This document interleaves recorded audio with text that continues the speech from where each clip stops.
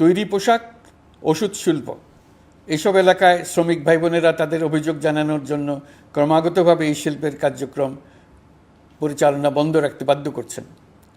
এটা আমাদের অর্থনীতিতে যে নেতিবাচক প্রভাব ফেলবে সেটা মোটেই কাম্য নয়।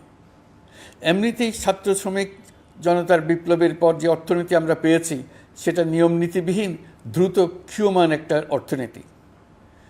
প্রাতিষ্ঠানিক কাঠামো প্রায় ধ্বংসপ্রাপ্ত, বৈদেশিক মুদ্রার রিজার্ভ তলানিতে গিয়ে ঠেকেছে। আমরা এই অর্থনীতিতে প্রাণ সঞ্চারের চেষ্টা করছি, আমাদের উদ্যোগে সাড়াও পাচ্ছি।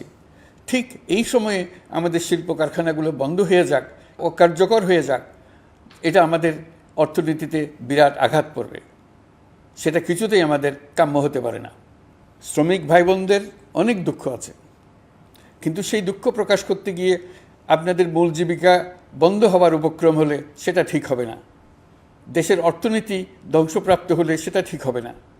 শ্রমিক মালিক উভয়ের পক্ষে আলোচনা করে এসব সমস্যার সমাধান আমরা অবশ্যই বের করব। আপনারা কারখানা খোলা রাখুন, অর্থনীতির চাকা সচল রাখুন, দেশের অর্থনীতিকে সোজা হয়ে দাঁড়াতে দিন। আমরা আপনাদের সমস্যার স্থায়ী সমাধান বের করার জন্য সর্বশক্তি প্রয়োগ করব। মালিক পক্ষের কাছে আমাদের আবেদন, আপনারা শ্রমিকদের সঙ্গে বোঝাপড়া করুন, কারখানা সচল রাখুন, অর্থনীতির দুর্বল স্বাস্থ্যকে সবল করে তুলুন। ওষুধ শিল্প এবং তৈরি পোশাক শিল্প দেশের গৌরব। এর মাধ্যমে আমাদের শ্রমিক ভাই বোনেরা তাদের কর্মকুশলতা বিশ্বকে মুগ্ধ করেছে। এর সাফল্য এখন থমকে আছে। আমরা এই দুই শিল্পকে তাদের সম্ভাব্য শীর্ষে নিয়ে যেতে চাই। দুর্বল করার তো প্রশ্নই ওঠে না। এই দুই শিল্পের কোথায় কোথায় বাধা আছে, সমস্যা আছে, সেগুলো চিহ্নিত করে তাকে বাধামুক্ত করতে চাই।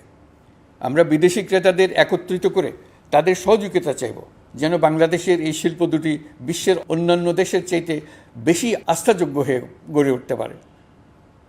সব কিছুই সম্ভব যদি আমরা শ্রমিক মালিক সম্পর্কটা একটা নির্ভরযোগ্য, আনন্দদায়ক করে গড়ে তুলতে পারি।